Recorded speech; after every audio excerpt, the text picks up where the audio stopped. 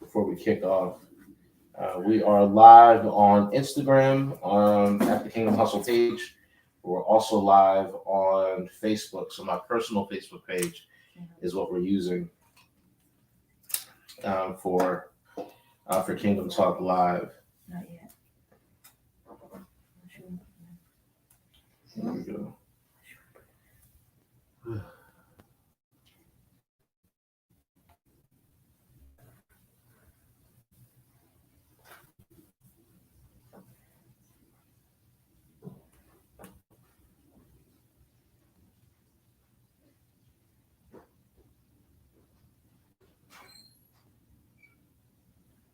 All right, cool.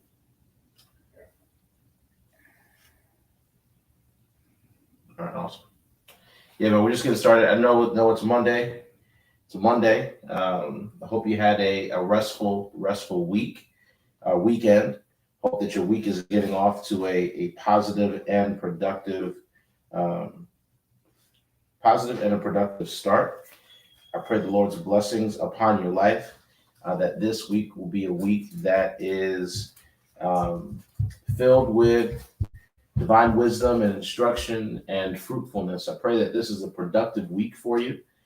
It is my goal and my prayer. Ooh, Lord, I feel like it's been a day already. First of all, let me just apologize for coming on late. I said we were coming on at 7 o'clock. We had some technical difficulties on this end, just getting some things squared away here in the home studio.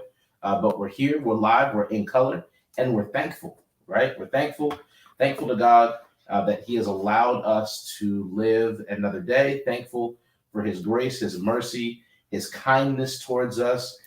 Thankful that He is our God and we are His people. And so um, this week and moving forward, just want to share with you, we're going to be coming on nightly for Kingdom Talk Live, because that's what I believe the Lord wants us to do in this season. And so we were initially just doing it on Thursday nights, just doing it one night a week. Um, but when you have a call and when you are clear on your purpose and your identity, you've got to do all that you can to live in that space. If you believe that, send hearts up. That once you find what it is that you're on the earth for, once you find out your reason for existence, once you find out why you are here, you ought to spend all of your days exploring, excavating, and discovering what it is that you are to be doing with that time, with that gift. And so this time of gathering, I don't want us to take it lightly, and I want us to be able to live out our mission and our creed, and that is our purpose is to help you find yours. And so we do that by teaching kingdom principles.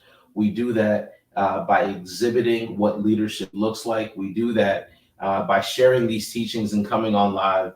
And we do that by creating a sense of community. This is what this is. This is a digital community that allows us to connect regardless of time zone, creed, color, race, geographic location, whatever the case may be, whatever hurdles were there before. This allows us to come to you in your car, in your living room, in your bedroom, at a friend's house, your cousins, whatever you may be, in the office, working late. This will give you access. The internet's a blessing. It's a blessing and a curse, and you got to decide what is it going to be for you, because there's so much that's out here, and time is not. We don't have as much time as we think. I know I'm rambling. I'm getting into it. We don't have as much time as we think. So the time that we do have, we ought to be spending it. Purposefully, right? We ought to be spending it in purpose. And so tonight, I don't want to be too long, but I do want to share this, man. That in this season that we're in, I don't feel like this is a normal year. I don't feel like this is a normal year at all. I've been in prayer, been talking with God, and what this year for me requires is going to be listening very intently to see what it is that He wants to do. And then it's going to be, so it's a year of listening, right? It's a year of listening. It's a year of ciphering out things and thoughts and relationships and places and spaces that don't align with where we're going, right? It's a year of listening. It's a year of ciphering or sifting out those things that we don't need around us. It is a year in which we have an opportunity to really be intentional. That's the word, intentional about developing, watch this, our relationship with God, our relationship with others, and our relationship with how we see ourselves. I say that because a lot of us, or a lot of times, many of us will miss what it is that God wants to do because we don't believe that God could use us to do something. I know it's simple, sophomore, but a lot of times we talk ourselves out of what God's already called us to, and so that creates areas of tension, that creates areas of anxiety. That will always, whenever you talk yourself out of whatever God has called you to, you have now created a barrier, right?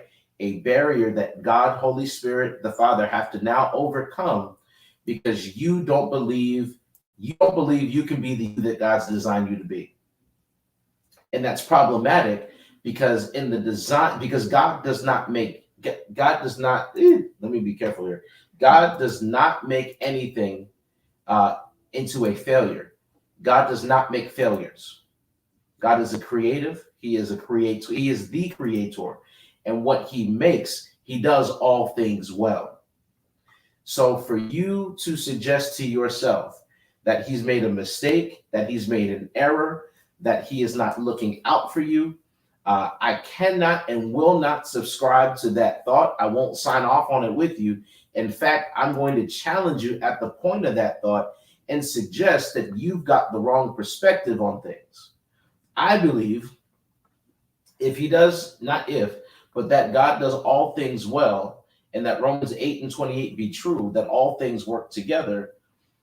What you're now in, if you can't see what he said and believe what he said about you, what you have is not a creation problem.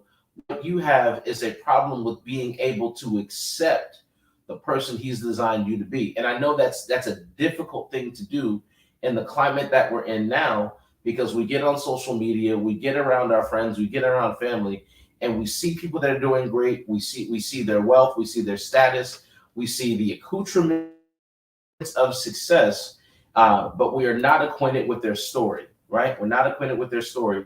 And what looks like an overnight success is something that's been derived out of sacrifice, out of a decision, out of a sense of obedience. And so let's not hang our hats on watching or aligning our lives with the scroll, right? Aligning our lives with the scroll would suggest that God's not given us anything important enough that demands our attention, that demands our devotion, and that demands our time. All right. To dedicate our lives and to watch the flow of our lives and throw it in the scroll. You know, the scroll on Instagram, the scroll on Facebook, the scroll that you go on even in your mind on a daily basis, and you look at what it is that you lack versus what someone else has, and you automatically discount yourself. You discount yourself. You discredit yourself. You say, I can't do this, I can't do that, I can't do the third, I'm unqualified. God's never going to use me in this capacity because I lack X, Y, and Z. And I'm arguing with you tonight and saying, why can't God use you? Because he can give you X, Y, and Z. And if he doesn't give you the degree, if he doesn't give you the network, don't have those resources, if God be God, and be God and create what it is that you need to go where you need to go, or go in the direction he's calling you to go. So tonight, So not to keep rambling, but I just believe this year's got to be different for you. For the y'all that are in this room, I think you're here on purpose. I think you're here not by mistake. You're here because there's something that you're looking for. I believe that this year has to be a different year for you. It's got to be a different year for you.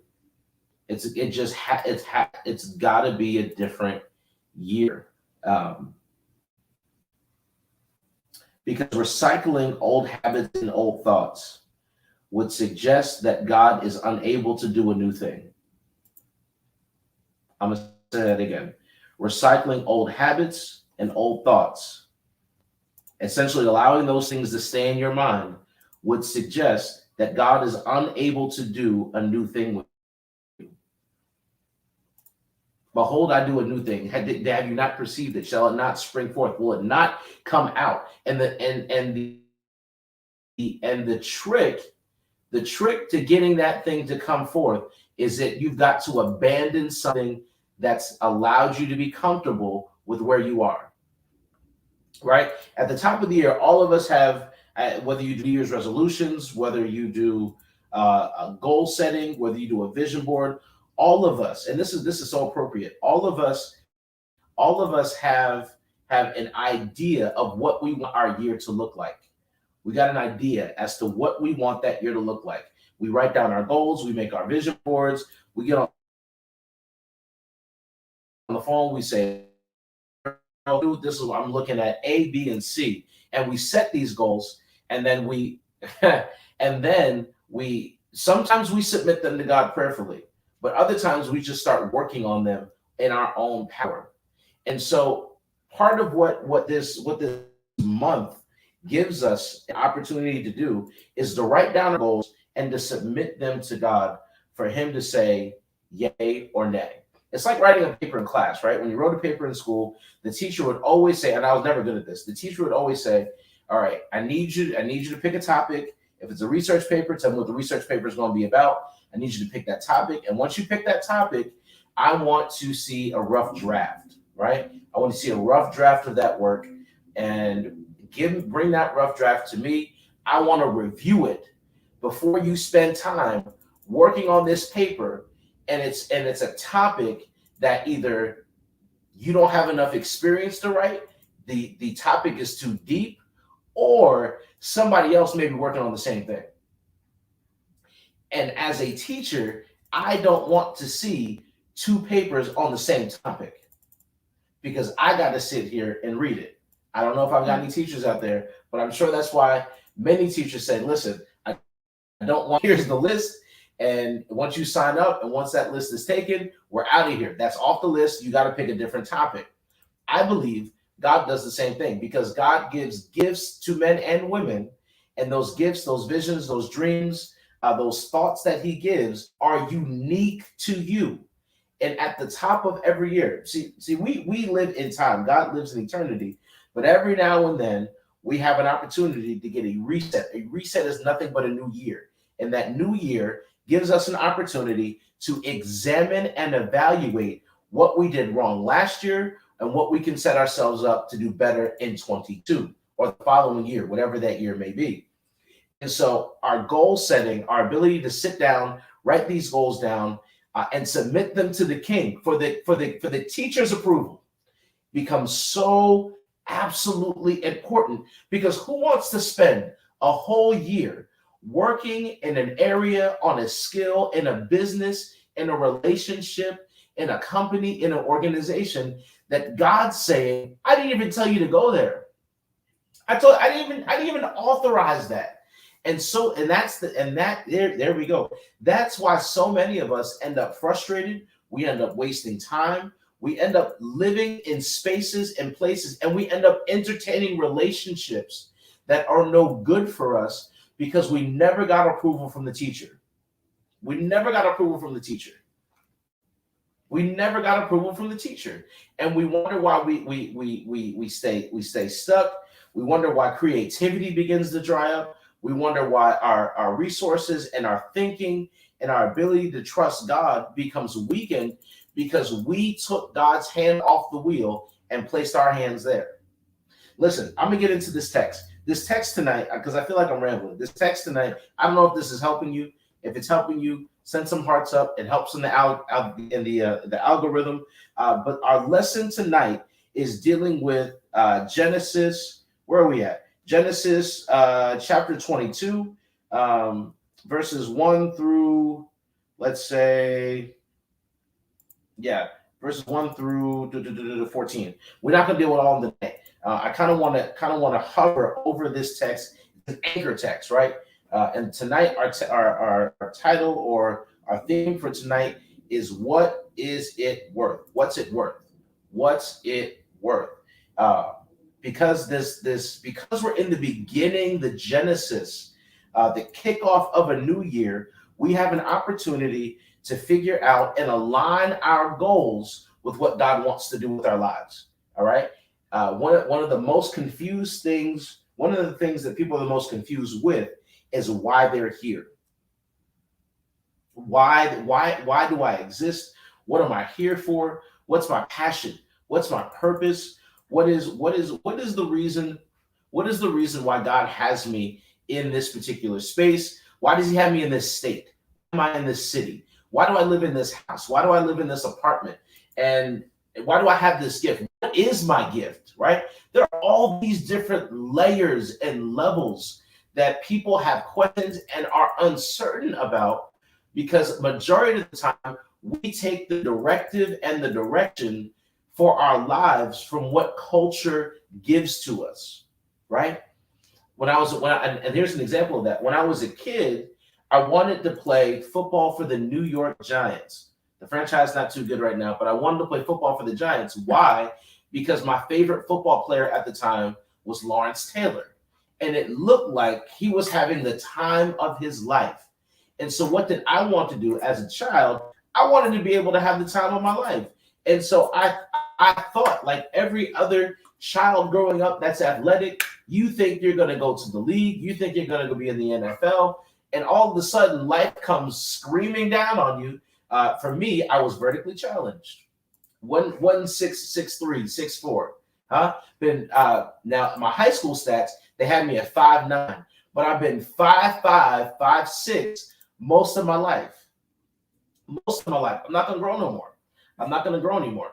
And so a dream that I had for me wasn't what God had for me. Here I am, 36 years later, 10 years in ministry, 14 years in the hospitality business, 11 years being married with my girl for the past 17, 18 years, and living now in Atlanta, Georgia, doing the work of God through hospitality and ministry. But I wanted to play football.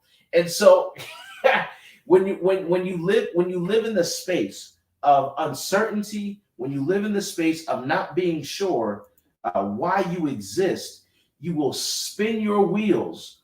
You'll spend your money. You'll spend, my God, you will spend your time. You will spend your treasure chasing down something that God's not even intended for you to have. I'm going to pause there, because I don't want you. You shouldn't want you. God doesn't want you to spend your time chasing down something that he does not want you to have. We cry over closed doors because we think about what life would be like if we were on the other side of it, not realizing that God permitting and allowing us to go to the other side of the door would and could create so much heartache, disappointment. It would push us to the brink of depression and anxiety, to the point, I feel like I'm being redundant here, that what's there isn't for us. I'm at the place in my life now where I only want what God has for me. I've tried to fill somebody else's shoes, the shoes of someone else. It doesn't work. It leaves me frustrated. It leaves me tired. It leaves me exhausted.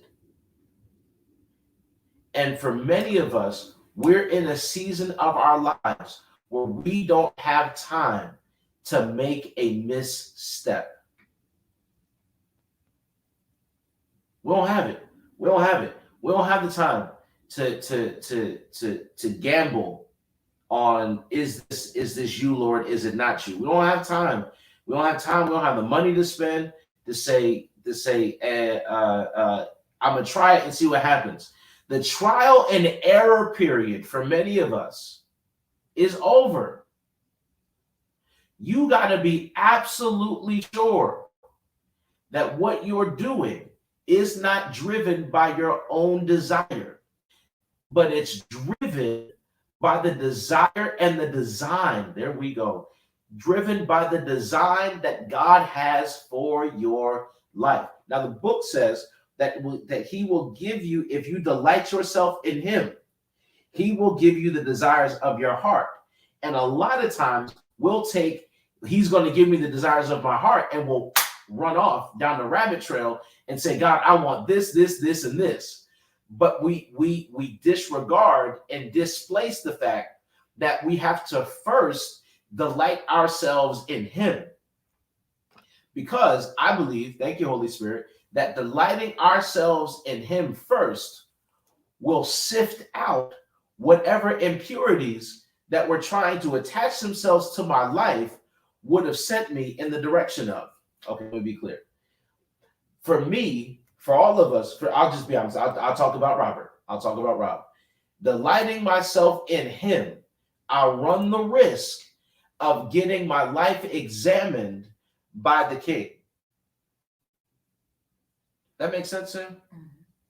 I'll run the risk of having my life come under observation. And when it's under observation, that means it's under investigation. And if it's under investigation, that means that there's a possibility that what I want, there's a good possibility that what I want is going to get exposed in the relational aspect of my time with God. In other words, God's going to read me for who I think I am. Does that make sense? Y'all ever been in prayer and God be like, hey, listen, I'm gonna have to check you. So the way I'm gonna check you is I'm gonna let this relationship that you seem to be holding on to, I'm gonna stop it. And y'all gonna fall out. You're gonna have an argument. And in that argument, you're gonna hear some things about yourself that you thought that this person would never even think or say to you. But because I'm trying to create a different level of dependence in you, not even that, because I'm trying to get you to go in a different direction, I've got to purposefully disconnect you from what you think you need, because what I want to give you, I can't give to you in this environment because you'll ruin it. So God says, I have to frustrate your friends. I have to frustrate your friendships, frustrate the relationships. I have to strategically sever ties and associations that you have, whether it's the people, places, or things, right? I'll take it all away because I need your undivided attention. So we have in our story that's Abraham and Isaac, and God literally tells Abraham, I need you to take your son, go to this mountain and bring your son with you, because on the top of the mountain, you're going to sacrifice him to me. Now, keep in mind, this is the same son. This is son number 2 for Abraham. I think that's important to note. It's son number 2 for Abraham, because the first son, well, first of all, God gives Abraham a promise. He says, I'm going to make you, first of all, here's the condition. I need you to leave your father's house and leave the country. In other words, leave the place that you're familiar with, that you grew up in, that you know everything about, and go to a place that I'm going to show you. That's one level of creating a level of dependence, right? One place of creating a level of dependence. But then also, I'm going to make your name great, and you'll be a father to many nations. In other words, trust me with the process and see what I do, right? Because I want to use you as an example, Abraham. I'm going to have to disrupt your life long enough to the point where it feels like you're going to have to sacrifice something that means a great deal to you, but all the while, I know exactly what I'm doing. How are we doing on time? Doing good. Okay. I know exactly what I'm doing with you. And so, Okay, cool. Um, and so God allows Abraham, tells him, listen, leave your father's house, leave your kinfolk, go to a place that I'm going. Keep going. It's time. Okay, go to a place that I'll show you, and there, when you get to that place, I'll make your name great. But it's going to require your ability to follow directions, ability to leave the place that you're comfortable with. It's going to cost you something, right? And what I find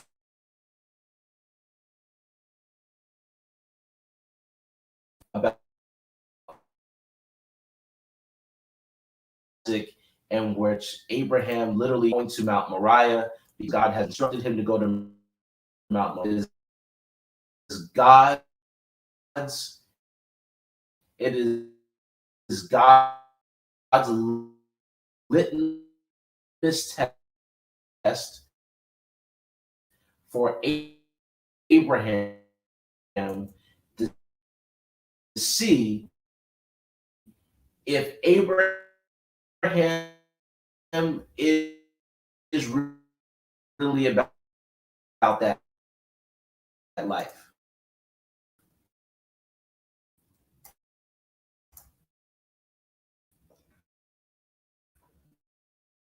That makes sense.